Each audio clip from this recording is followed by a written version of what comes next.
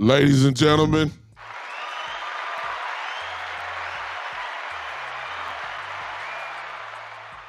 it's on. It's on. It's somebody wrote a song one time and said it's Friday night and the weekends are right. Where's the party? It's right here. You ain't gotta look no further. It's right here. Ladies and gentlemen, we told you we were gonna be consistent. Now you can't get us, 3-4 times a week, but on Friday nights at about 7 o'clock, this just about a guarantee. You can book it. Welcome once again to the Cowboys OG Podcast, where the truth is told. I think that's a good motto. Where the truth is told, good or bad, whether you like it or you don't, we coming. And here we are again, and I got tonight my two brothers with me as we talk and dwell in Dallas Cowboy land. And forgive my title, I did not change it, and I'm going to do that as we speak. I put down the last week's title was about Washington, but obviously this week is about Denver. But forgive me for that. I have that ready for you in a moment. Forgive me, brothers, for that. But we're here. We're ready to rock. A lot of things happened in Dallas Cowboy land since the last time we saw you. Of course, we picked up another victory. We saw what they look like against Washington. Most of you haven't heard us collectively about that. We'll give a little brief talk about that, and then we'll get on to what I figure obviously is the biggest game of the season for several reasons, and which I'm going to talk about that on my take. Why it's huge, and it goes, and I'll give you a little sneak tease. I think it's a little bit deeper than just a football game. I'll tell you about that in just a second. But my brother here, Cowboy Joe B-Bird, is in the building. Cowboy Joe, what's going on, man?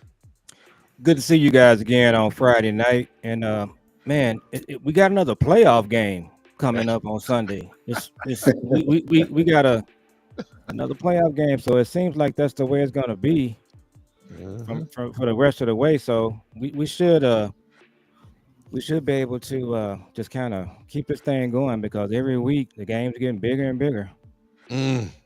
Big Bird in the building. What Hey, up? man.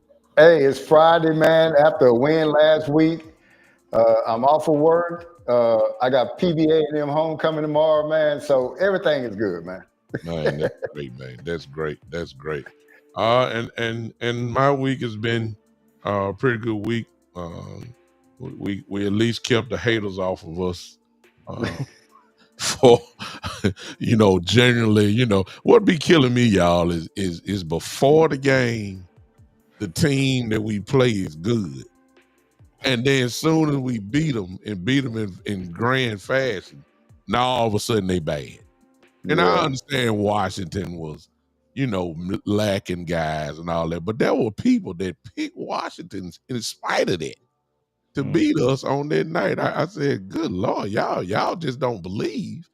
And then I thought about it for a second, and I said, it just ain't the haters that don't believe. It's some of the Cowboy Nation that just may not believe quite yet. And I'll be honest with you, I can't blame them. I can't blame them. I'm not gonna fault them. They've bitten the cookie before and got burnt. And it looked like every year we end up somewhat in this same spot.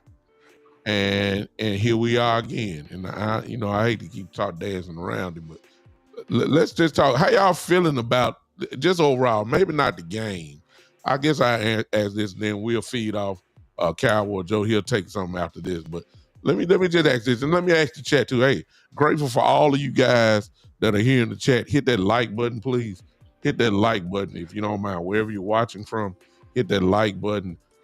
We can make the algorithm go crazy tonight if you guys would help us tonight about that. Let me ask y'all this question, and you in the chat as well. How do y'all feel about the Cowboys this week in opposed to last week? Has it grown as far as positivity? Is it the same? Or are you feeling just a little bit lower? Because it ain't a whole lot. Because, I mean, we won the game. There's things that we can, argue about. But how are you feeling, Cowboy Joe, about what? Are we climbing? Are we the same? Is it remain to be seen? I mean, how you feeling? I'm in the remain to be seen mode. I just think it all centers around the defense. I feel good about the offense. They're consistent. They got good coaches over there on that side of the ball. But for me, it's still a put up or shut up time for the defensive coordinator, the coach of the defense.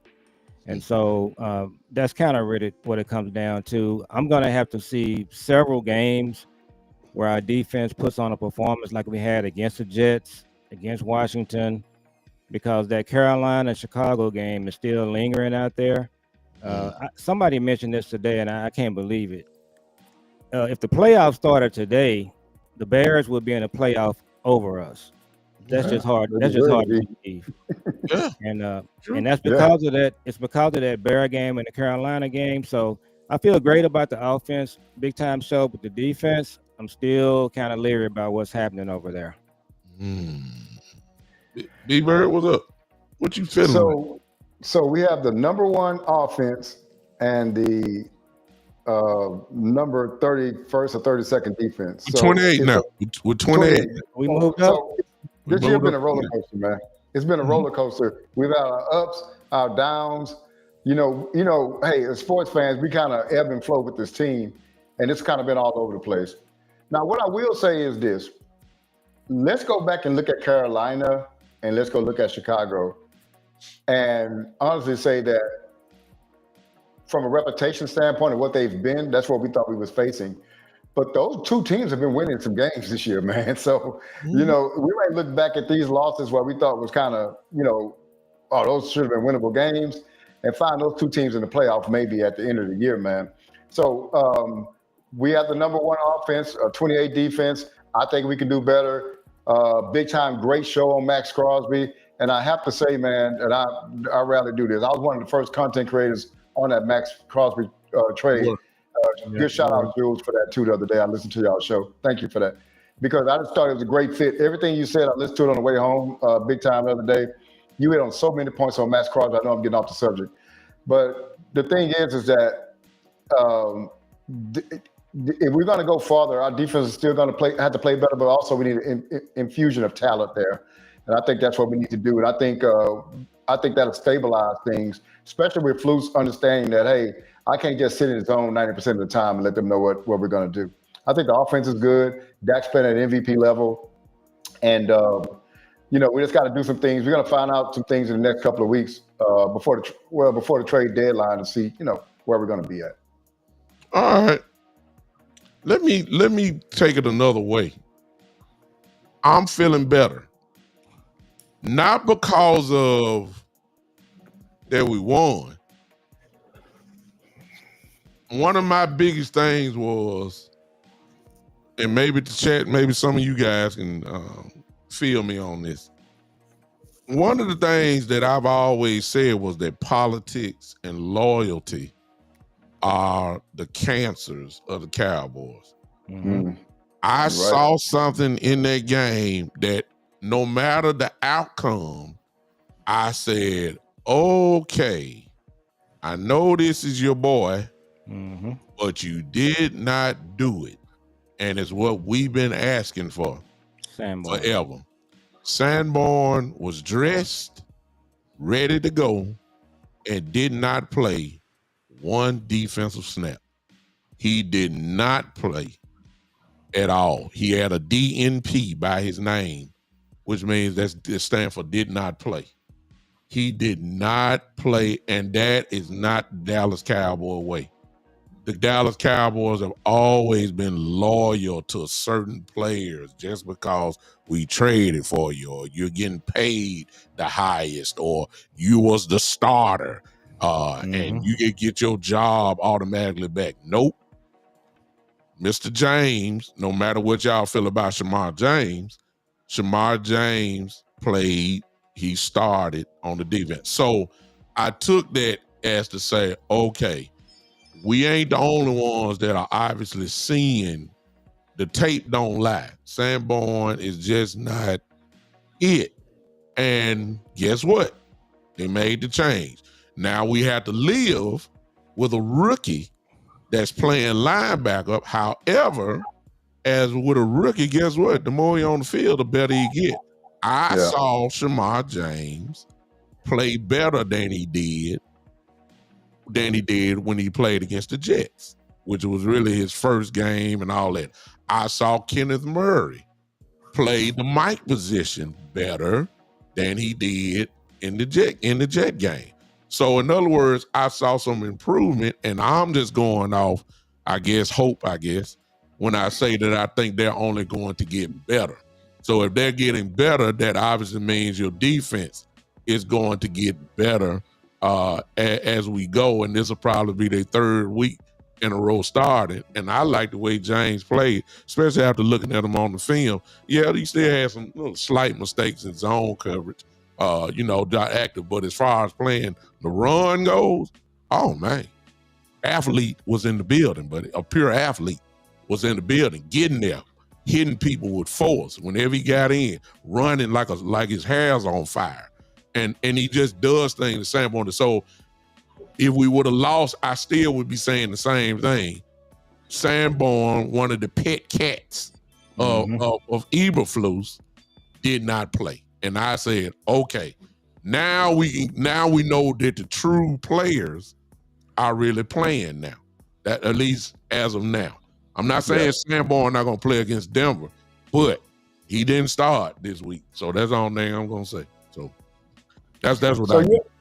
You ever notice whenever Jerry's asked about do we have good enough players, and he never says no, we don't. That's because it's his job to get players. So he can never say no, this roster is not good. He's never in his career said this roster is not good enough. Yeah. So what that's politics, right? And the other political thing is the people that I'm assigned, I have to make those successful. Well, how do I make them successful? By keeping them on the field. Yeah. And what if somebody's behind them better? Nah, I got to keep my guy that I paid the money on the field. It's going to make me look bad if a dude that's walking up 5th round draft pick, starting over this, $8 million player. So a lot of time, what I'm trying to tell y'all big time is that you are absolutely correct. Politics come into play, man. And the money is politics, draft position is politics, and a whole bunch of other things are politics. And what it is, it all goes back to, hey, this Gio don't want to look like he made a bad move by, paying this guy a lot of money, right? But it looks like in what you're saying, football is actually taking over. And just the best, it's a meritorious, I'll probably say that wrong. It's a merit-based sport. The best players should play. That's all it is to it. And when you have that, then the people on the bench that's striving understand that if I get out there and I play, I can keep this job. Yeah. Or when I get out there and play, I don't care how good I play, better than the guy. The guy's making $7 million. I'm coming back on the bench. Now, can I say one thing? That kind of happens everywhere, but it happens in abundance in Dallas. Mm-hmm. Yep, and I would agree. We called this on our show a few weeks ago. We said, what would Jimmy Johnson do? And he would just play the younger, faster, more physical players. That's just what happened by osmosis. So, yeah, Sanborn sitting down. Linebackers look a lot better. Kenneth Murray had a good game, as you said. Leo Fowl, I thought he was active as well. Mm-hmm. I think right now that one cornerback slot, and talking about Diggs here, that's kind of a concern. The corner we had, Tricreasy Bridgman, whatever his name. Bridges. He's really tall over there. He did okay. I'm frustrated with the fact that they cut Izzy McQuamu. I think they should have kept Izzy. I think he would have been able to help. So that one cornerback slot, is Booth still on the team, or did they cut him? Booth gone. Mm-hmm. So, but yeah, I'm feeling much better, to your point, big time, about the linebackers. I think we have who we have. I think they're going to be okay the more they play. And so I feel good about the linebackers. Right now, for me, it's just the corner. Probably get Wanye back this week. One thing I saw that I was really impressed with, Bell played a lot. Bell needs to be on the field in some form or fashion. He can play down in the box. He can play deep.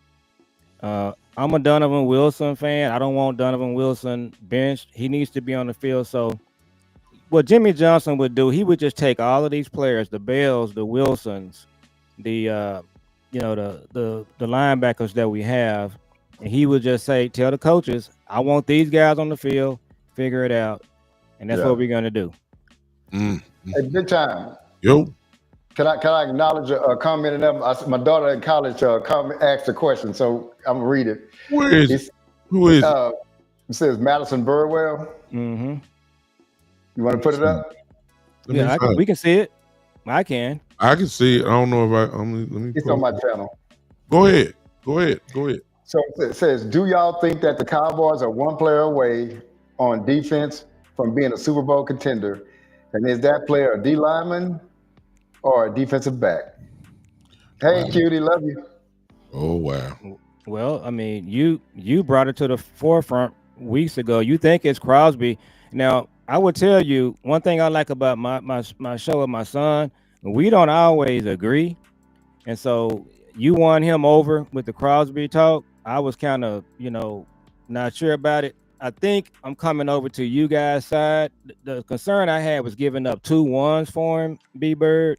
Yeah. But if our 2 1s are going to be in the 20s and 30s, then it makes sense to me. And so I think they're working on it. They think that's what they do. They kind of do things behind the scenes, to their credit. So I think the Crosby trade is live and well, Madison, and that might be your guy.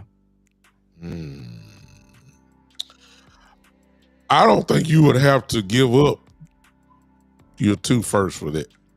That's just first thing. I think you would have to give up one of them, and you're gonna have to give up maybe something a little bit later on, maybe your 4th. We don't have a 3rd. Okay. That would be my preference. Yeah, I mean, you may even give up something for next year to throw it in there. You might even give up a player with that as well. I don't think you have to give up 2 1s for him. However, from a football standpoint, if the Cowboys are going to be this type of offense, and right now the only game that I saw that we really didn't do anything was the Chicago game. We didn't score that many points against Philly, but we moved the ball when we wanted to. So that, we can move the ball against anybody. So the way I'm looking at it is that if this offense is going to be, during this year, top 3 offense, you pretty much can see the game plan. It almost reminds you of 2023, maybe. Absolutely. You jump out in front and you jump out big and you force their offense to just become one-dimensional. Yep. And if it's about passing, then you need somebody that's going to get in there. And you can't, you got to have a pass rush, so you can seat them dogs on them. And Crosby fits the bill. Contract-wise, it makes sense. If you were going to pay $40 million or $41 million, or at least that's what you offered, for Micah, this dude ain't number 34, 35 million. Yeah. And it's going down. Next year is supposed to be, his guaranteed money is just for this year and next year. I wish I could bring the contract up for whatever, but anyway, if I'm not mistaken, next year he's only his price tag is $29 million. Wait a minute now, you were gonna pay Michael 41, and this dude here, who is an All-Pro, just like Michael was, and I know some of y'all for to get mad, but it's the truth. He's better at the run than Michael was. Listen, this not hard, and he's under 30 years old. Yep. I mean, 28 years old. This dude is legit. He commands a double team. His motor is high. He is a great football player. I don't, it makes sense, but this Dallas Cowboys, what makes sense don't make sense to the Jones family. So, and then of course they worried about the money issue, but and they'll be talking about, well, we get Crosby here, we won't be able to play Pickens and all that. Stop the fuss. I'm putting it on record now. Shut up. You can restructure Dak Prescott, which is what you're gonna do anyway. Because you're going to do that anyway, because, ladies and gentlemen, just in case you don't know it, Dak Prescott's salary cap next year, if they don't do nothing, is $74 million on the cap. You know they're going to restructure that. Mm-hmm. And I wouldn't be surprised if Dak, at this point in his career, once you think about his money, you just affront the money to him, and it won't count so much on the cap, give it to him in a signing bonus. But even if you're trying to sign Pickens, and Pickens wants 34 or 35, because if he keep doing what he's doing right now, that's what he's gonna ask for. Tell you that right now. But listen, he may be at a point where his endorsement money is good. He's already made buku's amount of money, and Dak may want to sacrifice for the team just to keep this guy around, because it's obvious if you got Pickens around, I don't have to see nothing else. I don't care what Pickens does for the rest of the year. I've seen enough. I've seen him without CD. I've seen him with CD, and both of them are lethal. I've seen what Dak is doing. This is the offense that you can have for the next 3-4 years, which is going to be awesome. So I'm saying the cap that we're going to hear, now when I say cap, the lies that we're going to hear from Jerry and Steven is, well, listen, Dak Prescott's contract holds the key to next year, to be honest with you. You can make this thing whatever you want to be. You can make it to be where his cap is only $2 million. You know what I'm saying? Just give him all his money. He ain't going nowhere. You know what he going to do. Dak all in. Give him his thing so we can go and handle this thing. But I'm with y'all. I believe it's alive.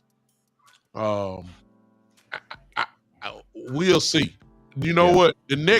A lot of this is going to be dependent upon what we do in the next 2 weeks as far as wins and losses too. Yeah. Let me just say that. Go ahead. And the game Sunday, it's a tough place to play. Now I remember, I'm kind of a Cowboy historian. I remember the '92 game, the last time we played there and won. It was cold, a little bit of snow on the ground. This was the game when Jimmy Johnson pulled Charles Haley into a bathroom stall and had to get him straightened out. Right today, I still don't know exactly what Charles Haley did. It was just watching the game. But yeah, so that's a little bit of a history there. But it's a tough place to play. And I just wanted to point out one thing about that Chicago game that I keep going back to. You know what really hurt us in that game? They went on a 10-minute drive. And it was a wrap. So that's what really you got to be concerned about in these games. If our defense can do 3 and outs, 6 and outs, B-Bird, I think we can play and beat anybody. But you can't if you can't get to them. Yeah. That's what hurt us in the Chicago game. Mm-hmm. We couldn't get to Caleb Williams. Caleb Williams was taking pictures and blowing kisses and painting his fingernails. I ain't want to say that, but the Carolina game too. I mean, Brett, we made Bryce Young look like he was the next coming of Drew Brees. Yep. I mean, it was, we couldn't touch him, and that part I know they see it. I know they do, and that's what has to change. To be honest with you, because look, we ain't got to the meat of the schedule yet. Look what's coming up. Good Lord, golf, Mahomes. I'm saying these guys are coming up next. Hurts is coming back. You know what I'm saying? Jalen Hurts coming back. We still got to see Daniels again. We still got to see this kid Dart. We still got to see all. I mean, we got to see. I don't know who's gonna be the quarterback for the Vikings by the time we play them, but probably JJ McCarthy by then. But I ain't giving him too much respect. But I'm just saying we got some real quarterbacks that are coming up, and you better get to them. You just can't let them you can't let Mahomes just sit there. I mean, come on, man. He'll destroy us. Hey, so look, we were talking about, I'm going back to the Pickens. I've been looking at this, And let me show you what the Philadelphia Eagles do.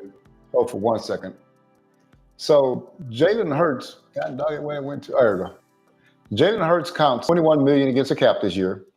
Lane Johnson, and these are all guys that make over 20 to 30, a lot of millions of dollars. Lane Johnson's cap hit is 18. AJ Brown cap hit is makes $30-something million a year. Jordan Mailata makes 15. Cap hit is 15. Dallas Goedert cap hit is 10.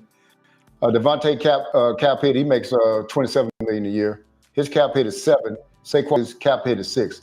See, what they do is they lower their cap hit, but they get the money up front, man. And that's what the Cowboys don't do. And so that if you wonder why Philadelphia has all these players on the team, how they keep doing it, they cap hit low, man. They're not really worried about 2020 like that, man. So that's on that. But let's go back to Crosby, man.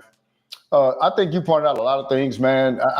This dude here is just it's a glove fit, man. I mean, Cowboys don't like negotiating. The contract's already there. So basically, you would get a guy that's making 13 of. Jerry can spin it this way. I got Clark. There you go. I got Max Crosby for $14 million less, and he's almost the same player. Yeah. And I got an extra first round draft pick. Yeah. So I want this whole thing. Looking back, which one would you rather have? Michael Parsons, you'd rather have these three. Extra first, Clark, and Max Crosby. It's no question.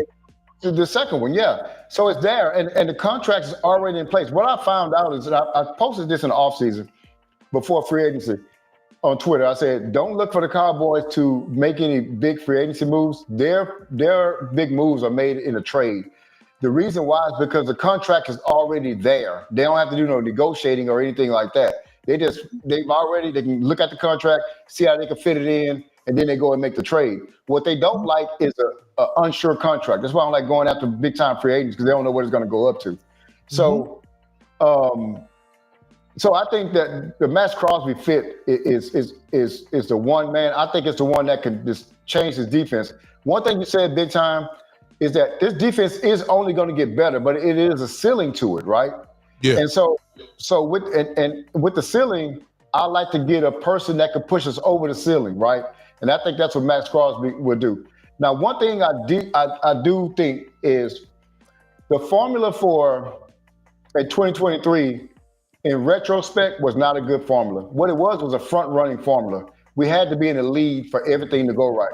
Yeah. But you got to remember that when we was not in the lead in Green Bay, you saw what happened to us. Our whole energy changed.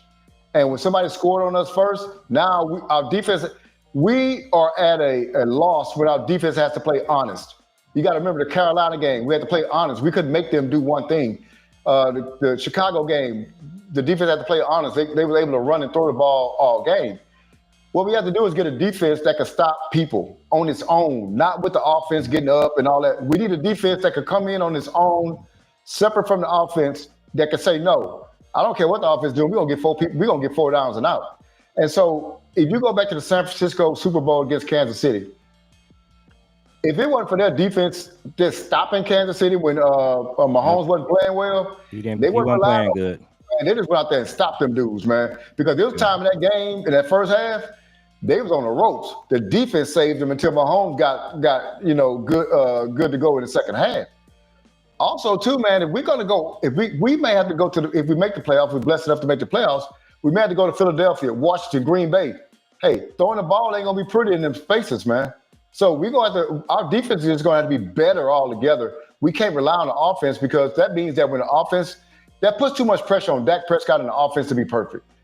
We got to get a defense to whereas, no, man, y'all holding us down while we get our stuff together. That's what happened for Kansas City in the Super Bowl. The defense held them down until they got their stuff together and they won another world championship. So I definitely agree with what you're saying as far as, one more thing and I'll get off. You are absolutely right. Cowboy Nation should not accept it's Max Crosby or Pickens. That's why I said that's why I said Philadelphia's cap hit, because it can be done. It's just if you want to do it. But what they do is they float things out to the media, and then it becomes a thing like, we got to pick between the two. I even saw where they were saying Oh well, they try to pit Pickens against CD Lamb. No, leave that stuff alone, man. And big time, I'm gonna get your input here. Here's the thing I'm gonna say about content creators and big time. Show credit to you and some of the other content creators. You know, you guys kind of set the standard. I was listening to HTM today. So here's the thing with the salary cap, and Stephen Jones is aware of this, by the way. You can't put the wool over people's eyes. I could literally hire HTM, Jeff Kavanaugh, my son, Mike Fisher. They could run the Cowboys cap, and this is no joke. They could actually do a better job at managing the cap than the Cowboys are doing because the numbers are there. There's a guy that I follow. If you guys are not following him, he's called Outlaw Cowboy. Oh, he's yeah, one. He's one of the best guys I've ever seen as far as the cap. But again, we heard it today. There is just no excuse for them to say we got so much of the pie. That's over. That's gone. You can't do that anymore. So they can absolutely get a Max Crosby, and they have to sign Pickens. There is no if we're going to sign him. You cannot say the salary cap is going to prevent you from signing Pickens a big time. It's just not something that you can say anymore.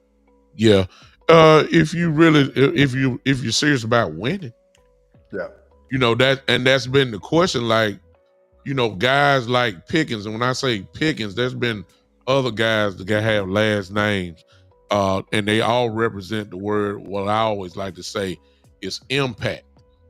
The mentality of the Cowboys has always been, listen, we don't trade or sign free agents for impact. We sign for depth.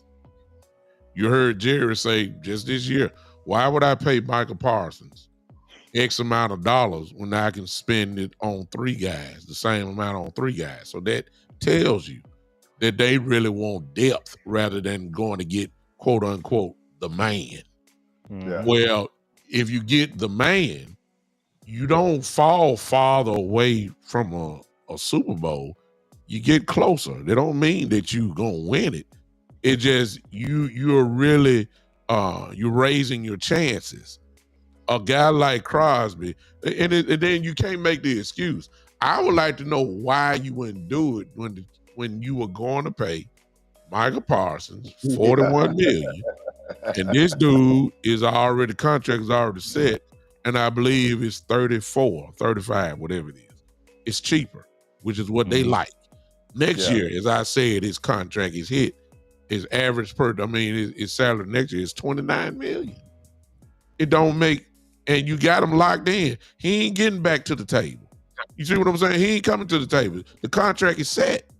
So I don't understand why you would even inquire about this. The only thing that would stop it is unless the Raiders are asking for something, crazy. Your two number ones and next year's one of your number ones next year, then I get it. I'll say, okay, some things you just can't do. And I get it. Absolutely. And I'm quite sure the Raiders would feed off our quote unquote slight desperation to want him. But it just makes sense for us to go, at least knock at the door and see what we can do to get him. And the other thing is, please understand, from a competition standpoint, the Cowboys won't be the only one knocking at this dude's door if he's in the trade value. And the worst thing that I would hate to see is one of our enemies get him, preferably the Philadelphia Eagles. It's gonna be the Eagles. You see what I'm saying? And then I would just like, it's gonna be the Eagles or the 49ers. Yeah, and I'm saying, like, come on, man, that we just can't. Sooner or later, we got to go ahead and just get aggressive. And that's why I was saying you ain't got time to be waiting around, as they like to say with Jerry, like say, see where the tea leaves fall. Make your own tea leaves. You understand? Make your own tea leaves. Just make it happen. You ain't got time to wait. If this is what you want to do, if this is what they want to do. But like I said, when it comes to the Cowboys, this is the type of thing that they just don't do. You see what I'm saying? Yeah. It made sense to get Bobby Wagner. It made sense to get Derrick Henry. It made total sense. What they do, they ain't bring a meeting in. And I'm like, come on, man. Like we got LVE. Yeah, we believe in LVE. Come on, man. We gotta, you know what I'm saying? We got McDonald's at home. Yeah, I'm saying they have a bargain mentality while everybody else is going for Rolls Royces. We want Honda Accords. And that's what's killing me about it. And I just don't like it.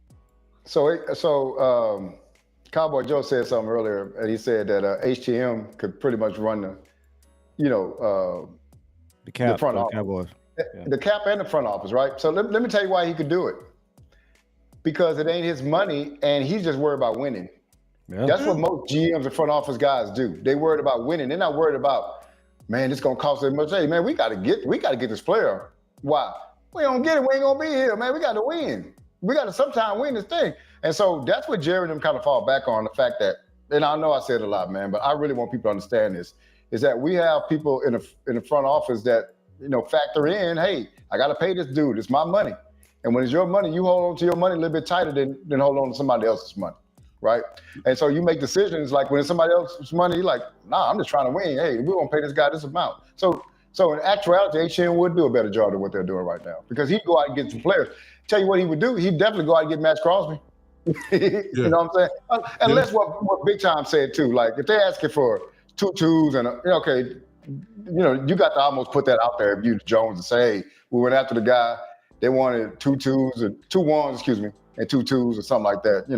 That's too much. Can't do that. But what would you give up for him anyway, though, Big Time? I didn't hear you on that, because the reason why I asked is because Scott said something the other day. He said, man, I'll give up 2 ones. And at first I thought, man, that's kind of high. And then I started thinking about it. I said, it's kind of high, but what that leave you with is still 2 ones and Clark. I mean, you still have Clark and your own 2 ones and, and Max Crosby. So I still think you win the whole thing. What do you think?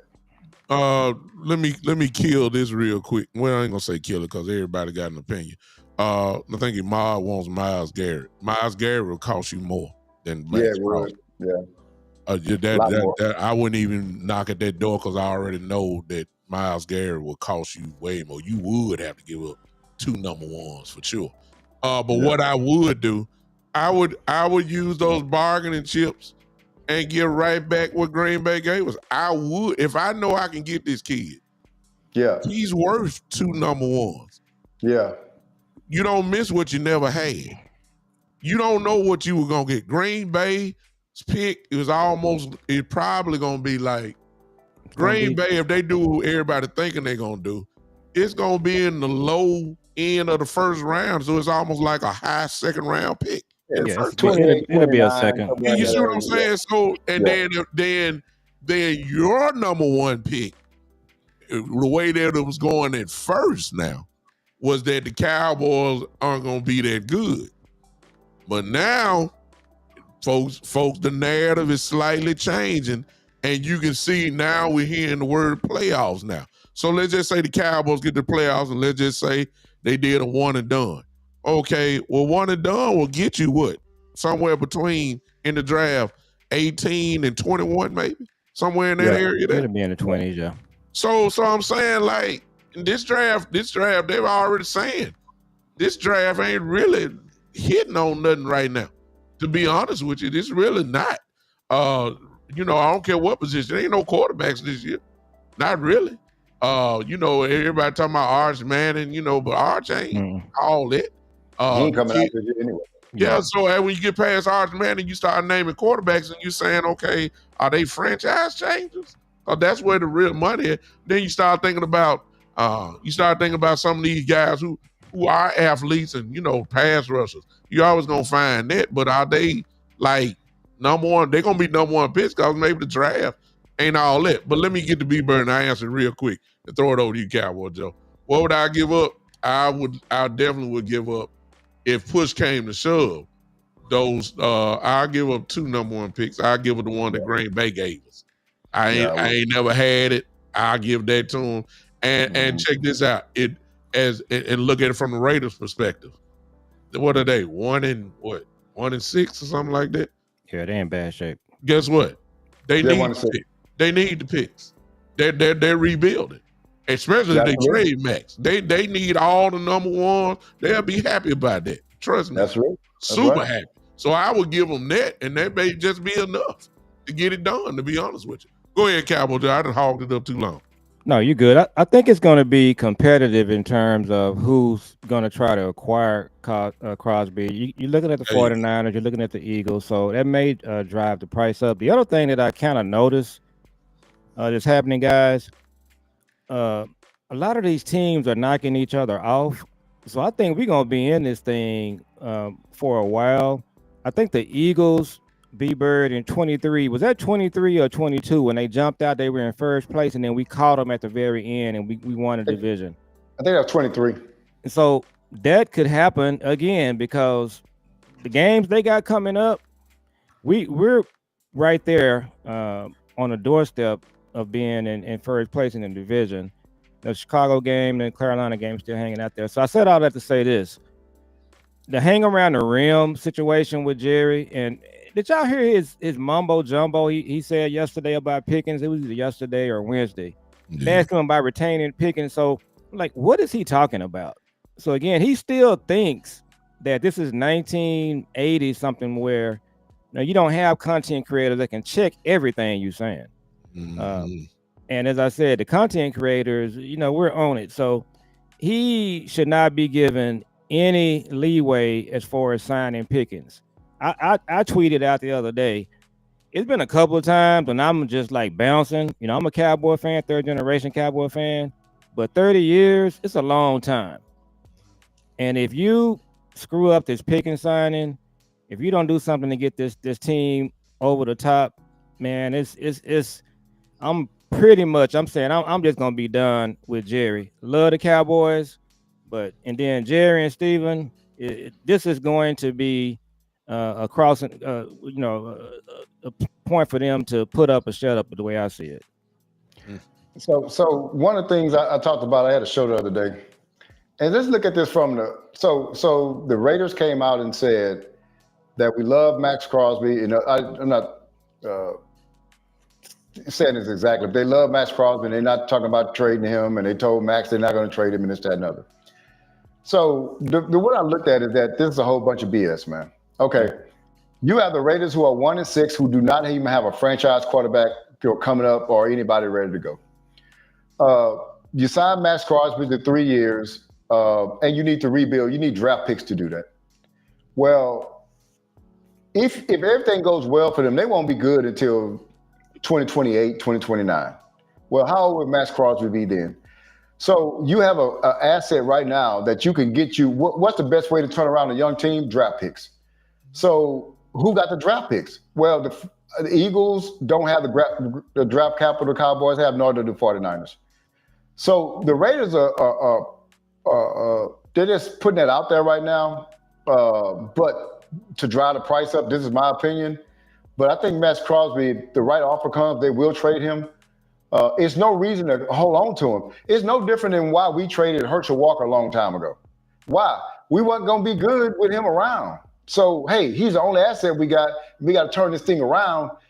Whenever we're good, he's not going to be good anymore. So it's the same thing with Max Crosby. Man, Max Crosby, 32 or 33 years old when those guys start competing really again. And so there's no sense to hold on to him. So just from their standpoint, I think it's a whole bunch of BS. He's able to be gotten.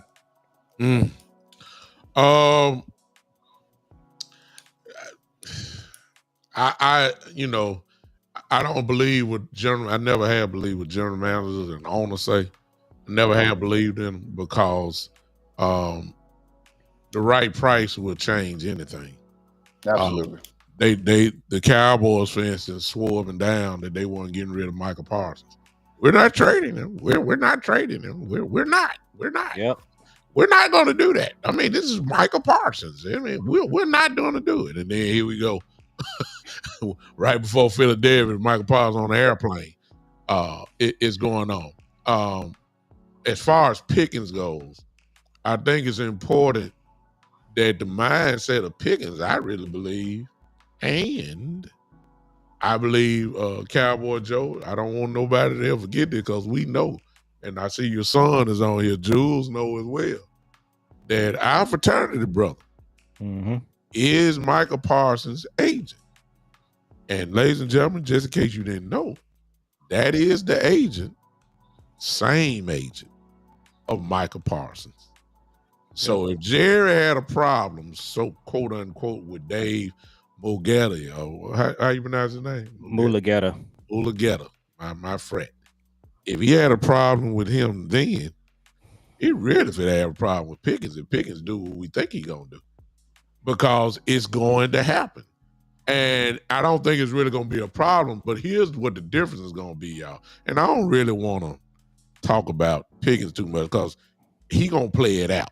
Because he gonna prove it. Since y'all told him to prove it, he gonna prove it. But I think I think the players are really gonna vouch for him. The coaching staff is gonna vouch, and I believe they gonna come against Jerry. And I think that's what's gonna probably get that thing done. But that's neither here nor there. I wouldn't pay him now, y'all. I'm saying I wouldn't, because I want him to stay hungry. I'm not saying he wouldn't stay hungry. I'm saying let it be. I just say you don't let him out your hand. And keep in mind that franchise tag thing is over his head too. But I don't think that'd be stupid. I don't like it either, because you'll get the attitude then. Absolutely. You'll get it then. But since they got his rights, they'll try to play that route, that role too, and it wouldn't make sense. But let's shift, because B-Bird danced around it. Cowboy Joe, he didn't say the word that I was looking for. I was waiting on him. I was gonna put the organ behind him and have him preach. If he would have said it, but he didn't say it. He brought up something about the Cowboys. He brought up the Green Bay game, and he brought up the San Francisco game, and the way we weren't able to front run. And then those those 3 games, actually, specific playoff games, they beat us up, and we couldn't front run. So now we had to really play. But in my view, we couldn't play because at that time, Kellen Moore was running offense. And Kellen Moore is what I consider a pure finesse offensive coordinator. And so when you're talking about bad weather games on the road in the playoff, or even in Dallas, and you bring in teams that know how to beat you up and out physical you, that's what I was waiting for B Bird to say. Get physicality. We got our brains beat out. Now, in this year's version, I got to admit, I'm seeing a little more physicality. And maybe now we got a long way to go. Okay? We got a long way to go. But I'm starting to put my hat on. Okay, we can play physical now. Even with the defense. Even with our defense, who's getting better. We ain't 32 no more, y'all. We 28. We getting better. You know what I'm saying? We climbing. We slowly but surely climbing. But that's the reason why this game, Joe, this game here with the Denver, this right here is kind of like a report card. Like, I got some boxes that I need to check to see if y'all really are what I think y'all are. And if I don't see it, really ain't nothing changed. Talk to me, Joe. So this is what I want to talk to you guys about. Okay, so did you guys see Detroit play the other night? They played. Who were they playing? B-Bird. I can't remember. So did you see their defensive coordinator? So their defensive coordinator is a black guy, young guy. He's got the Vance Joseph, Denver. Talking about Denver. Well, we will talk about Vance Joseph here in just a second. Okay. But Detroit's their defensive coordinator is a young brother. You can just look at him and tell, he is one of those kind of guys that has your team fired up, ready to go. Robert Saleh is back over there with the 49ers big time. You've seen him and his antics on the sideline. They They just bring a physical brand of football. He's just very engaging. Vance Joseph is another guy that I like. Okay, young brother. So where I'm going with this is what I have concerns about our defense. We don't have that type of coach. We have a get off my lawn guy coaching our defense. Somebody that could maybe be a high school or a principal or something. So my concern about our defense is I still don't believe we have a leader from a coaching standpoint that's going to have our guys fired up, ready to go. And then just to keep some balance to it, look at the great Steve Spagnuolo with the Chiefs. You know, he's obviously a Caucasian guy. But every week, his defense, they bring in the heat. You're going to get every blitz package he have. They're going to play physical. So, big time, I'm with you on the physicality on the offense. I'm not there with the defensive coach. That's the thing that I think we're missing. Ooh, let me stop right there. I got some tension. I got some tension for you, Joe. Okay. I got some tension for you, B-Bird, before you crank this up, because I ain't give you a chance to answer, but let me stop you right there. Before the Washington game, when everybody was down on the defense, well, after the Carolina game, if y'all heard the press conferences and you heard Coach Schottenheimer, you say we didn't have it. I agree. But Schottenheimer was in those defensive meetings. Mm-hmm. And when Schottenheimer came in there, the next thing we saw was some aggression. We saw over 50% man coverage. And how do we not know that in those meetings that there was not an honest conversation? Because playing 54% man coverage is not Eberflus' way. Yeah. However, Schottenheimer comes from the old school where his father believed in putting pressure on the quarterback. And keep in mind this, please do not mess this up. He was the offensive coordinator, Brian Schottenheimer, of a team that went to 2 straight AFC championship games. Mm-hmm. Who was the head coach and defensive coordinator? Rex Ryan. Yeah. Who no doubt is an aggressive defensive coordinator. You don't think that he didn't learn nothing from that about getting to a quarterback? So I'm going to have to push a little bit on you, Joe. Maybe it ain't Eberflus we need to look at. Maybe we need to tip the hat to Schottenheimer for saying, hey, man, we can't run the zone like this. We just can't do it. We got to, you know, give, you know, we got to put it in there. And then, ladies and gentlemen, in the chat, we saw the results. Yeah. Now, they don't mean it was the number 1 defense in the league, but we saw a team, watch this. I was just happy that we made the punter punt the ball 2 more times. Because if our offense is scoring like they are, you get them just a couple extra possessions, guess what? They're going to score and they're going to rip this game apart. That's all I want. Can we finally get them from attempting field goals? Can you make them punt the ball from the other side of, you know, of the field? And so that means no points, no nothing, and a 3 and out every now and then. That's all I was looking for. And I think we got it last week. I'm not saying we get it this week. I'm just saying we got it last week. So that's the only pushback at. B-Bird, you heard what Cowboy Joe said. Talk to us about that. I'm sorry. Yeah, so I definitely agree. One thing that I talked about, I can't remember, I think I talked about it with you guys, is that Shotty's not the offensive coordinator, he's a head coach. And the defense ultimately falls on him. Mm-hmm. So if it's going to fall on me and it's faltering, I'm going to go in that room and go see what's going on. We're going to have a man-to-man conversation. Because I ain't losing my job behind you. So the defense was one thing. What it was death by 1,000, paper cuts. That's what it was. Also, it was bend and break defense. What I'm trying to say, man, look, if this zone is working and quarterbacks getting back there, getting comfortable, you know what? I'm gonna switch this thing up. I'm gonna be multiple, and I'm gonna blitz you sometime.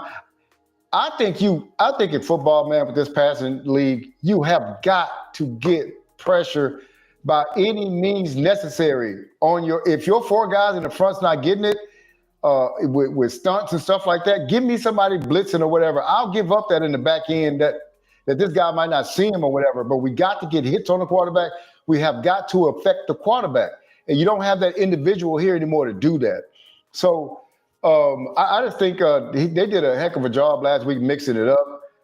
When a quarterback does not know what defense you're going to be in at the snap of the ball, it makes them hold on to it a little bit longer, and that's coach controlled. That's what you call. So I think that Shotty went in and talked to him and say, hey man, we got to do more, and Eberflus kind of listened, and I think we saw some of the results from that. So one thing I want to point out, and I don't know if you guys noticed this big time, and B-Bird. So a lot of these coaches, when they're calling the offense, like Sean Payton, Shanahan, Shotty's doing it. When the defense has the ball, they're looking at their play sheet and whatnot, getting ready for the next series. What I've noticed in the last couple of games, big time, when our defense is on the field, Shotty is standing there with his arms folded, looking at the defense. He's looking at something. So that lets me know that he is trying to say to his coordinator, look, I'm checking you out. I'm watching you. Mm-hmm. I'm not going to let you just what we did in Chicago and Carolina. It's not going to happen again. So look for that on Sunday. If you see him standing over there with his arms folded, looking at the defense, that's a good sign for us. That's what a head coach does. Yeah. To be honest with you. So but let me dilute the enthusiasm just a little bit. Because let me ask y'all this, because y'all watch film, y'all know the game. Let me ask y'all this real quick. If Deebo Samuel would have played, and if Terry McLaughlin would have played, and McLaughlin is coming back this week, would we have ran that much man defense last week? No, they said it. They said as much too. They said that it depends on the personnel. That's why they ran more man. They said that. Yeah, they did what they were supposed to do. They had, I don't know, they had third string wide receivers. Their best asset last week was running the ball between Cross Moslett and Jaden Daniels. So you could tell the way we were lined up. My God, you could almost see about 8-9 guys just in your TV picture. They were daring Jaden to throw the ball, and they just believe that you can't beat our corners. I don't think that will happen, which leads to this game. I'm going to tell y'all this. Now, y'all may not agree with me, and chat may not agree with me. This is a zone game. And I'm going to tell you why. Because Bo Nix ain't that good, like everybody say he is. Bo Nix is a short, intermediate thrower, screens, bubble screens, slants. He's not a guy that throws the ball down the field. He does it horizontally, not vertical. He's not that type of thrower. And what he kills you with, obviously, is his running legs. That's what he kills you. You want to confuse him. You want to make him see when it's man to man, he can see that. I'm not saying that we supposed to, go 95% zone or something like that, because I agree with B Bird 1,000,000%. You got to put some pressure on this dude. Yeah, mix it up.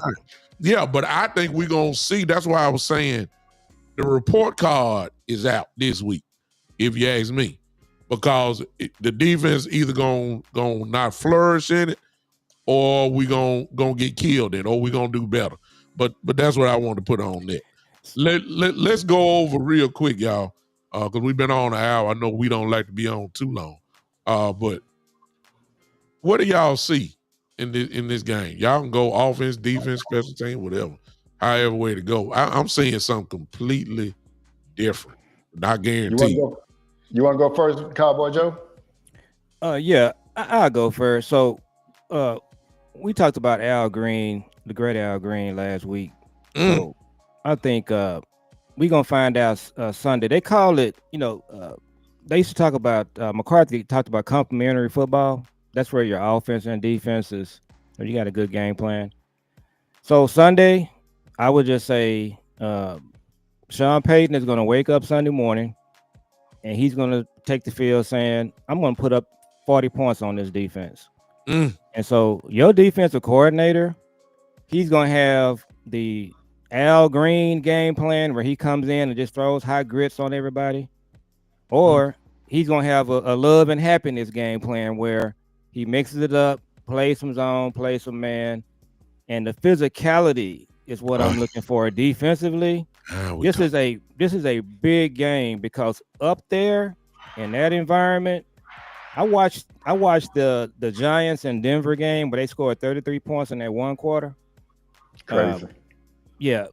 So we're gonna have to be physical. This is the game where we're gonna see big time if we are a physical team. And it's gonna have to be on both sides of the ball. And that's what I'm looking for in this game is, are we gonna be physical for 60 minutes? Because that's what it's gonna take. What's your score? What's your score, Carol? So I'm gonna go Dallas 27, Denver 24. I think I had the same score probably every week, but that's kind of how I feel about it. I think we're gonna be able to move the ball. We have to have the ball. If you can just get Dak, our offense, we're like Steph Curry right now. We just high volume shooting. So if you can just give Dak the ball, we're gonna be okay in this game. But if our defense lets them drive the ball down the field, take time off the clock, it's gonna be a tough one. But I'm just win, lose, or draw. I'm just looking for the physicality, and I gotta see it from this defense. Chat, before B-Bird go, y'all put in y'all score real quick. Let's see. I need everybody in here hit that like button first. Wherever you're watching from, whoever channel you're watching this on, hit that like button first, and then put your score in the chat. Go ahead, B-Bird. So a couple of things, man, that don't really add up for us. Okay, one of them is the Denver Broncos. We have not beat them in 30 years, and that's crazy. It's two teams that I don't really. I have a bad feeling playing against, and Denver's one of them. The other one is the Cardinals. Crazy things happen when we play against the Cardinals, and we play those guys back to back. The altitude is another thing that the Cowboys are not used to playing in. Somebody, and I did my video the other day, somebody suggested that, hey, they ought to get there early and, kind of get used to it. I said, it ain't a bad idea, to be totally honest with you. And the third thing, I don't know if y'all even realize this, we have not been a good grass team over the last few years, man. We have not won on grass or played well on grass. So you got grass, you got Denver, and you got altitude. Man, we win this game by a half a point, man. I'm happy. I'm serious, man. And it'll tell me a lot if we just fight it. It's going to be a tough game, man.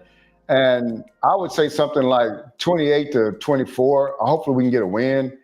It's just bad things happen when we play against Denver, man. We started off a good year. Remember a couple of years ago, we started off good, and then we kind of we just rolling everybody.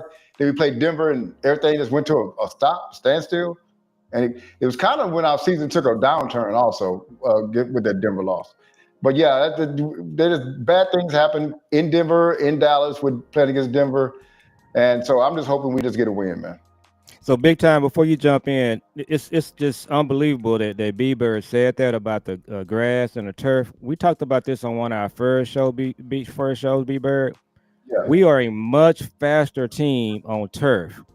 Oh, and we are a slower team on grass. So that's definitely a great point. But and the crazy thing is, our 90s teams, we were the best on grass. Could play both, but we were the best team always with Emmett, that line that we had on grass. So that's something that Shotty needs to look at. Mentally tough teams can play anywhere. Yep.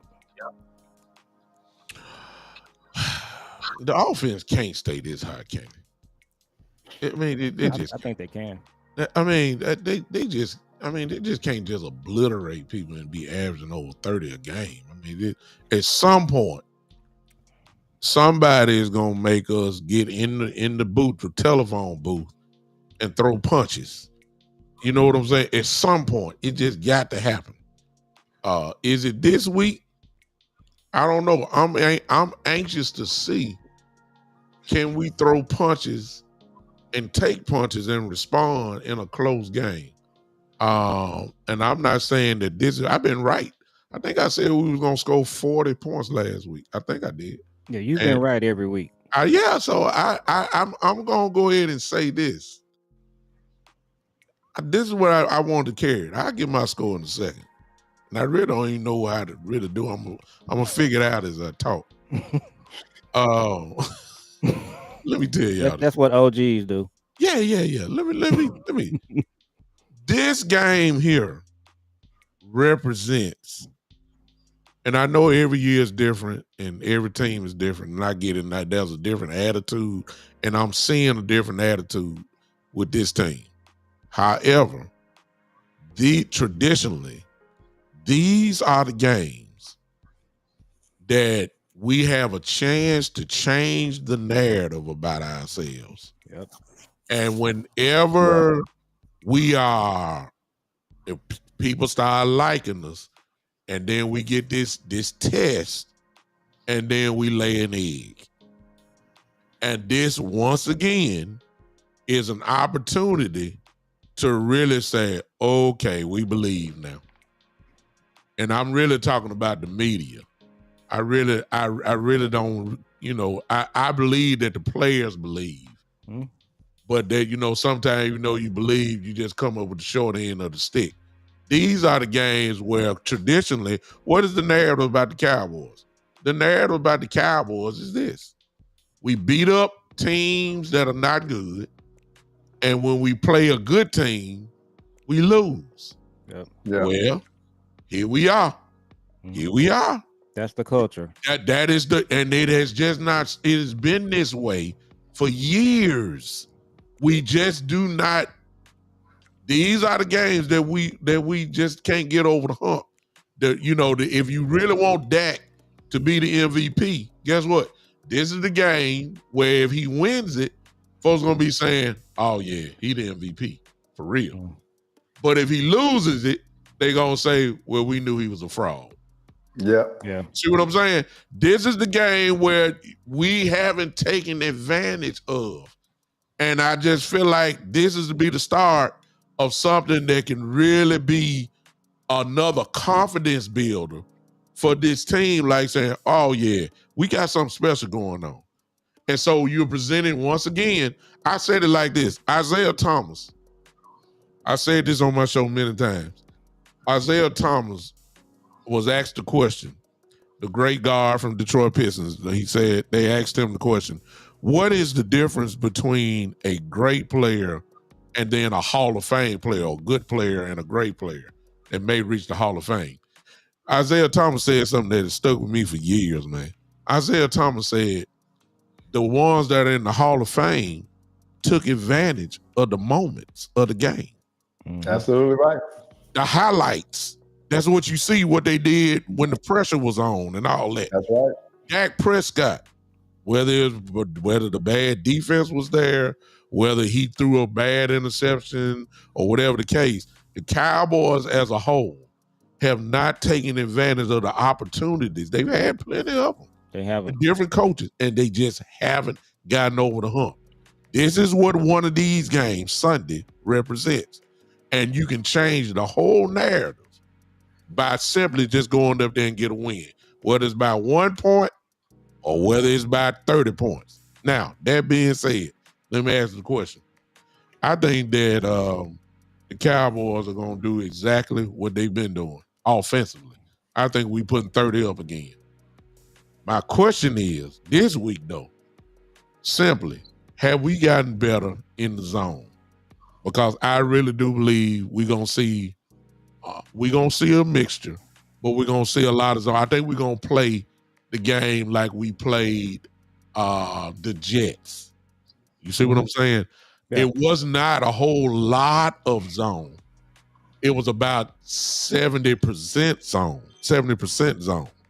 But you do remember we were putting Justin Fields on his butt because we were hitting him too, even though we didn't get the sack because he mixed in a lot of man. In this game, you want to confuse him. Man to man makes it easy for him. You want to zone him up. You want to confuse his eyes. You want to do that because you're going to get your hand on the ball. My question is, have our defense gotten better in playing zone, which leads to this, Cowboy Joe, because you said it a little bit earlier. Diggs ain't playing this week. It's Bridges. I don't know what Bridges look like in zone because it was a lot of man last week. Okay, I know what Bland can do. Okay, I don't know what they can do in zone. I don't know. I think Shamar James is better in zone than he was 3 weeks ago. I think Murray is better in zone than he was 3 weeks ago. Can that equal up to simply making Denver punt the football and instead of getting point scores going? All I want to say is this. I think the Cowboys are going to pull it out. I think we're going to score 34 points. I think Denver is going to score, watch this, I believe they ain't going to score no more but 20. I'm serious. I think this team right now, I think they're feeding off the energy of that. And let me say this quick because we ain't brought this up. Ain't nobody scared of Patrick Surtain. Not this thing. Not our receivers, no. Not this thing. No. Please go follow whoever you gonna follow and go one-on-one. Because it's just like everybody's worried about Sauce Gardner. But no, Pickens ain't scared of nobody. Matter of fact, B-Bird, watch this. Pick it up. Watch this, B-Bird. Go back, if you can. Cowboy Joe, Jules, if you still on here, watch this. Go back and watch the game of Pittsburgh against Denver and watch what Pickens did to Patrick Surtain. That's all I'm going to tell you. Yeah. Now, ain't nobody scared of Patrick Surtain. Go at him. When you got a quarterback this hot, I don't care where Surtain, I don't care who he go get. Man, go after him. And that other kid that they got over there, Moss or whatever, man, he is no factor. They singling up him. They killing him. So, I mean, that's where it is. We got too much offense to be stopped, to be honest with you. But if they do stop us, everybody talking about Bonito. Yeah, ladies and gentlemen, listen. The Denver Broncos defensive line, didn't we see the Giants defensive line? Carolina was good too. Hello? Is Denver's defensive line better than the Giants? We handled them guys. We handled Carolina. Carolina, we lost the game, but Carolina didn't stop us. We put 30 on them. So that, you know, I get it. I respect all opponents, but let's not act like that, you know, they just a great job. Yes, they lead the NFL in sacks. Yes, they do. I give them credit for that. But they ain't seen nobody like us. I'm just here to tell you. So go ahead. I'm sorry. I'm sorry, but Cooper Beebe's coming back this week too, isn't he? It ain't been determined, but he's been practicing. And, you know, I'm cool with Hoffman. Give BB another week. But what I was getting to is that our offensive linemen, the ones that are injured, have slowly been coming back. So our line is getting back to where it was. Yeah. But I do have a question for you, man. It just ran through my mind, and this might keep us on a little bit longer. But cool. What does 2 wins before the bye does for our trade prospects? Oh, does my God. Cowboys, go with that Cowboys, Joe. Mine easy. Yeah. I was scared to answer that question, man, but I got to ask it. Yeah, it's going to increase the prospects of a trade. And I just think the schedule is going to do it too, B-Bird, because like I said, these teams are knocking each other off. So, you know, the Eagles, I think Washington plays Kansas City coming up. Yes. And the Giants playing the Eagles. The Giants can beat the Eagles, by the way. Yes. So I'm telling you, we're going to be in this thing for a while. So it's really good for the team that we having playoff games every week. It's just really building up that tough metal that we need. So this game here, like I said, Vance Joseph, he's gonna try to hit us with everything he got. He gonna do heavy blitz packages. So if Steele and Guyton can hold up, please blitz that. Javonte Williams homecoming, you know, we might be okay here. It's gonna be a fun game to watch, and then we'll talk about it next week. I'm gonna say this to answer your question, B-Bird. I think that you really don't need to see if you let Bo Nix have a great game just about like every other quarterback done had, with the exception of last week and Justin Fields, then you're gonna have to make a trade anyway, because by now you're gonna say, why are you Why are you wasting this prolific offense like this? And all you got to do is just stop somebody by 2 drives at least, and they gonna score. Whether it's a field goal, we got a goddamn kicker, man. That all you got to do is get to the 50-yard line. Yeah. I mean, we scoring points regardless. Get to the logo. I think that if if we let Bo Nix just destroy us, I think that might increase. Because Ben, you're gonna say, man, we gotta get some pressure on this quarterback. Yeah.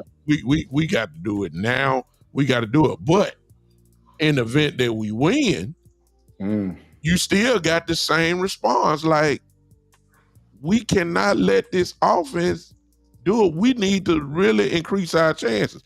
For instance, look, Broncos this week, Cardinals. The difference, I heard y'all talk about the Cardinals. The difference between the Cardinal game this year is finally we ain't got to go there.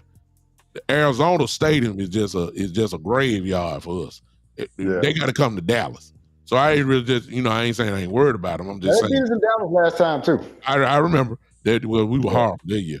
Then you got the bye week, which is where the trade probably gonna happen. But look, when you get past the Raiders, and I ain't just blowing past them, you got the Eagles. That's Jalen Hurts.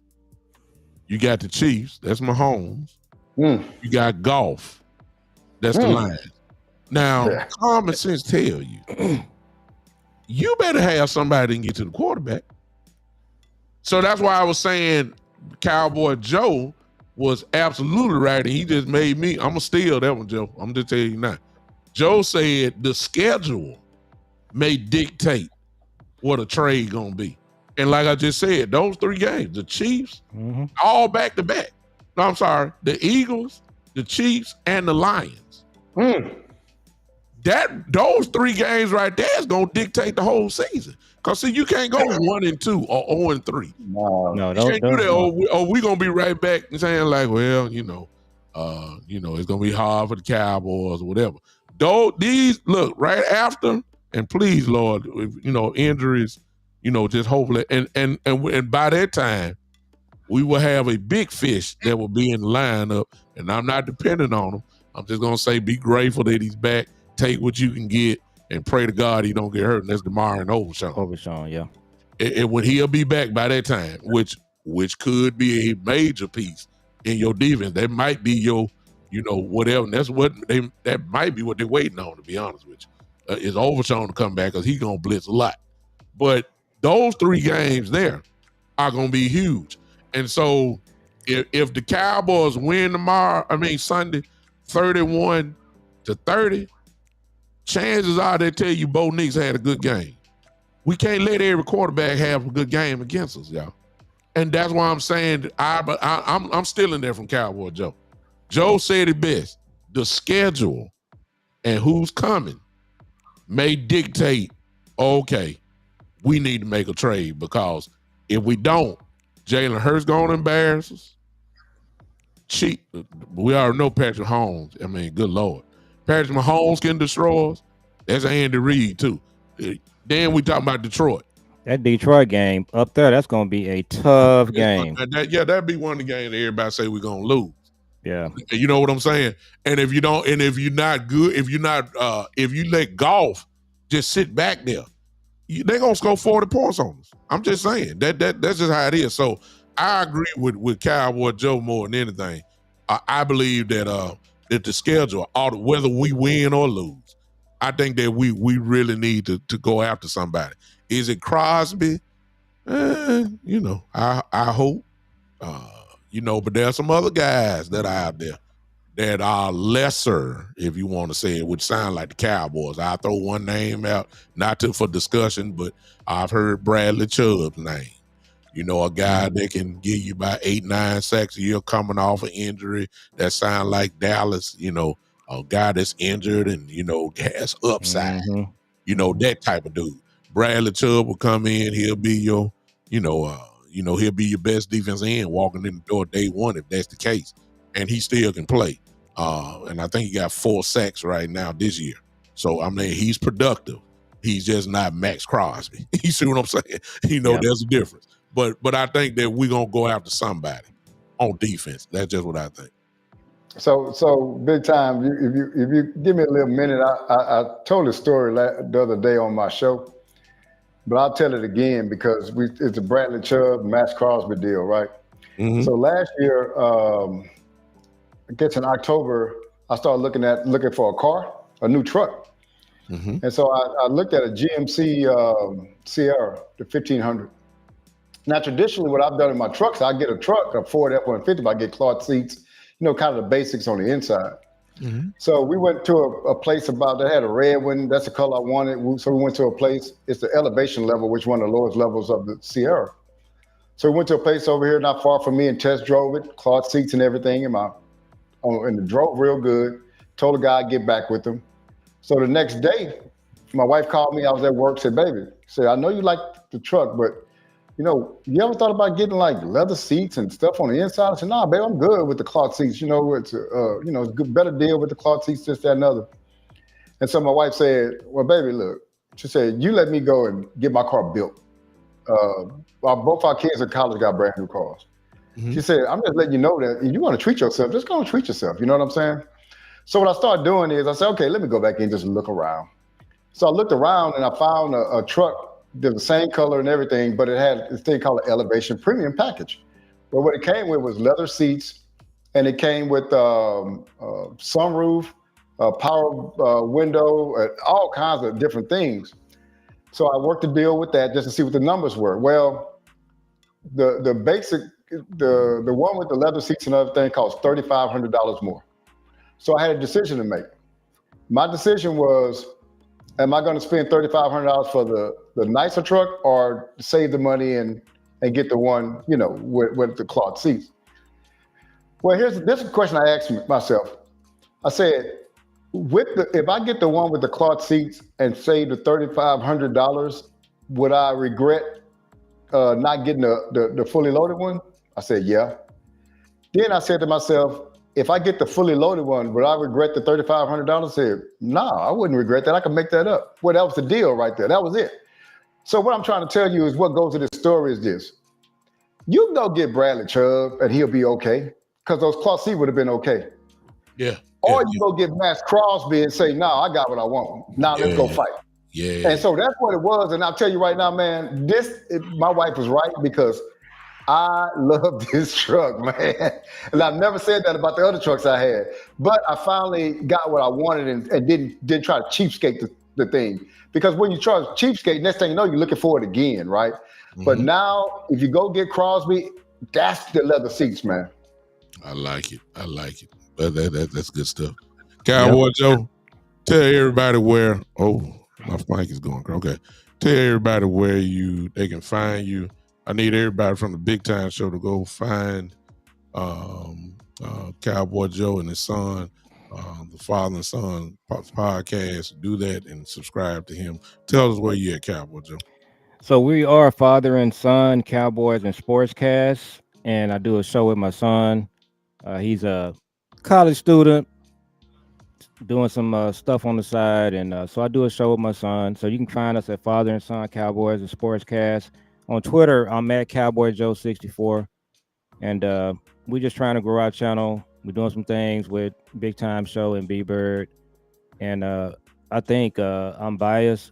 I think this Friday night show, man, is one of the best shows out there in this universe. So hopefully people are enjoying what we're doing on Friday night. I really like the content and the way we approach things, and I'm enjoying doing this show with you guys and doing the show with my son. I was reluctant to do content creating at all. My son talked me into it. So just doing the father thing, but enjoying this thing on Friday night with these guys. And so go check our show out during the week with my son. Check out B-Bird. And then, of course, the legendary Big Time Show. Always glad to be on with him. I just put down for those that are looking for him and following. There it is in the chat. The Father and Son Sportscast. There it is right there in the line there. Let me highlight it. If you should see it in your chat if you're on YouTube. If you're on YouTube, you can follow him there.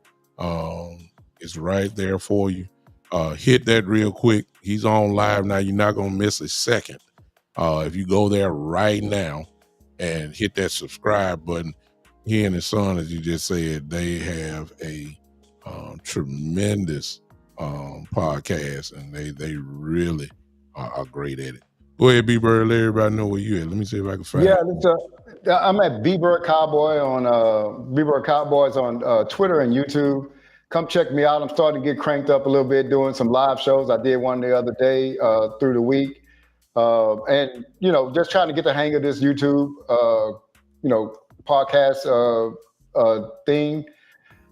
Just trying to get the hang of it and get more content out there, man. Like when things come to my mind and I feel it, I got to go and tell my wife, hey, I got to get on, get up online and just get this out. You know what I'm saying? But hey, it's great being on here on 7 o'clock, man. Fridays. I look forward to being with you guys, man. Just chopping it up, man. Just being with some people that, man, love the Cowboys on the level that I love the Cowboys, and just trying to get six, man. But also too, me and Fastcast did a post-game show after last week's game, man, that did pretty good too. So we might start doing some things post-game, but y'all just tune in, man. Y'all be hearing a lot from us. We are here with a legend with Big Time Show. Been watching Big Time for a while before I started doing content creation. Like his platform, his delivery and everything, man, and his knowledge and his passion. So it's great to be on with him. Fastcast, I love that camaraderie, father and son, special. Nobody else is doing that.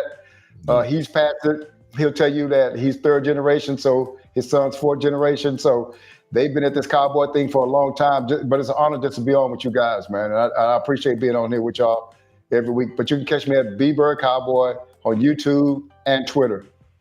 Awesome. I just put in his channel there. B-Bird, I put it on the screen again for you guys, but you can look in the chat. I have both of them in there. I ain't put mine in there. I think a lot of people already found me, but I guess I might as well put mine in there. No, it don't. I ain't gonna hurt no. I might as well. Okay, so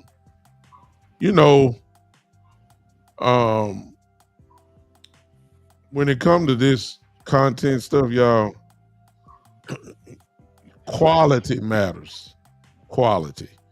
And I'm not gonna say quantity, because if you have good quality, the quantity will come. There's no doubt about that.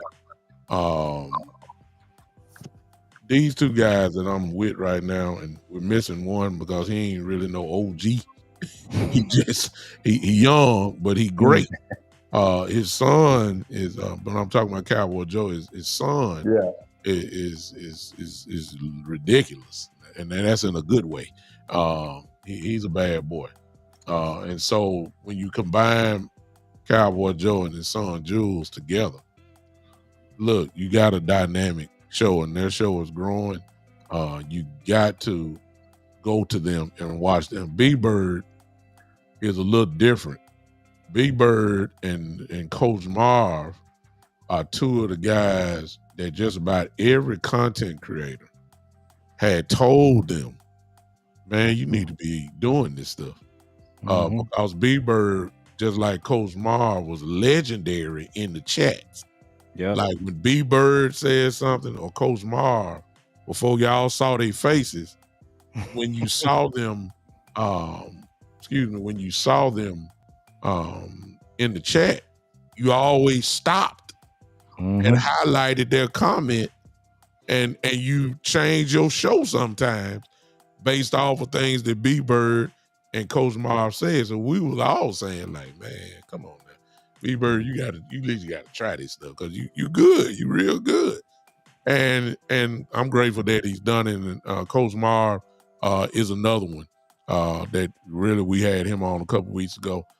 We try to get him back on, but it's just great to be with guys who, number one, know what they're talking about. You know what I'm saying? And it's educated. And what is it educated from? Reading. It's educated from looking at film. It's educated from knowing the game themselves. It's educated from years and years of watching football and know what this stuff is supposed to look like. We know bad coaches when we see them. We don't need to see. We know bad coaches the way they talking. We can look at people on the sideline and say, it's kind of like A.J. Brown. Philadelphia tired AJ. He getting ready to get out of here now. You see what I'm saying? But we were saying that weeks ago because we see it.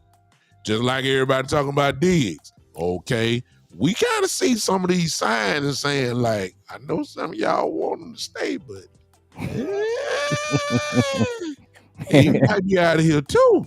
You know what I'm saying? So we kind of know the game, and that's why you get somebody like us, Cowboys OGs. We see organizations. We say this for this era. This is how it's supposed to be done. The way we're doing it ain't getting it. That's why on a good day you'll hear Cowboy Joe destroying the Jones family. Why? Because he's seen Philadelphia. You see what I'm saying? And he sees how Philadelphia's doing it. And he says, okay, this is how you're going to beat people in this era. He also is one that saw the Jones family in the 90s. And this version of the Jones family don't look like the Jones family from the 90s. And so he has a comparison. And that's why if you go into their shows, him and his son, you'll see him dissect Jerry and Stephen Jones. I'm talking about like he performing surgery on them and telling the truth. Now, guess what? Our job or my job is to raise everybody up because everybody did that for me. And so when I see somebody that I don't waste time with no trash now. I'm sorry. I'm just saying. I don't. And so when I see quality, I'm raising the quality. I'm trying to get this quality up so other people can see what I'm saying. I watch these guys' shows. I ain't on live with them because I be asleep. Shoot, I'm tired. but I go back and watch them because they're a couple of my favorites. You understand? So I see that. I want all of you in the chat to let these guys be your favorites as well. And I promise you, when we all come together, guess what? It's almost like superpowers coming together. And that's what you're saying tonight. So I appreciate everybody that came on. If you're watching this, whatever day you're watching this on, if you're watching this later, I hope you guys will come back. We try to go live every Friday night. Give y'all our perspective of the upcoming game. And then when we come back, we'll have something to talk about, win or lose, and we'll see what's happening. But I appreciate everybody that hung with us tonight. Appreciate you, Ahmad. I appreciate you saying I'm your favorite, but guess what? B-Bird, one of my favorites. Cowboy Joe is one of my favorites. I appreciate that so much. And these guys are lethal in the podcast community. So I'm grateful to be with my brothers on tonight. We're just going to try to do it higher. And for those that are watching in the comment section, comment as if you are watching this live. We'll check it out. We may add more comments to this because you guys are smart too. We ain't the only ones that's watching tape. Y'all are too. Y'all just don't have the platform like we got, but y'all may know more than we know. So it's awesome. So I appreciate all you guys, man. Let's y'all guys enjoy your weekend, and we'll come back to you on next Friday, right around the same time. Yes, I sir. believe that's it. Sounds good. Go ahead. Is that it, everybody? That's it. Yep. Ladies and gentlemen, this has been the one and only. Ain't nobody like us. The Cowboys OG Podcast. Y'all have a great night. We'll see you next Friday.